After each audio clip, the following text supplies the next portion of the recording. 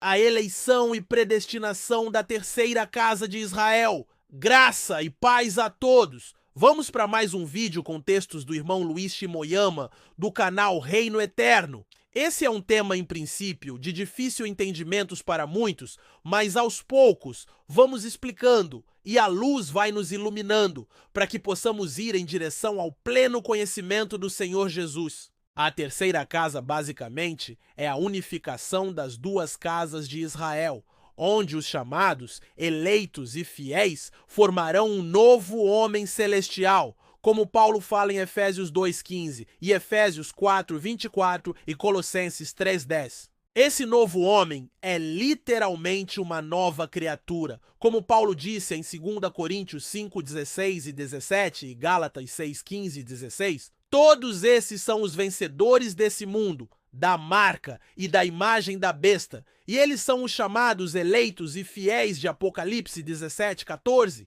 Chamados, eleitos, fiéis.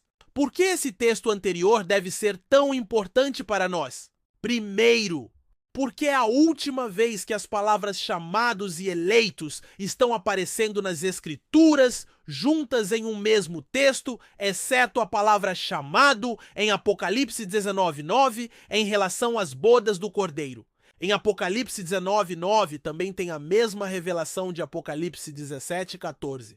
E eu disse-lhe, Senhor, tu sabes. E ele disse-me, estes são os que vieram da grande tribulação e lavaram as suas vestes e as branquearam no sangue do Cordeiro. Segundo, esse evento de Apocalipse 17,14 é exatamente o mesmo evento de Apocalipse 19, 6 a 8, 11 a 14. E esses textos se relacionam para muitos propósitos, e um deles é desfazer o engano da serpente. Terceiro, esses chamados, eleitos e fiéis, têm vestes brancas com linho finíssimo, puro e resplandecente. E o próprio texto diz que essas vestes são as obras de justiça dos santos. Sem essas vestes, ninguém pode ser um vencedor eleito, pois ser chamado é uma coisa, ser eleito vencedor é outra, ainda que tendo ligação na vida do chamado, são etapas diferentes na caminhada do cristão.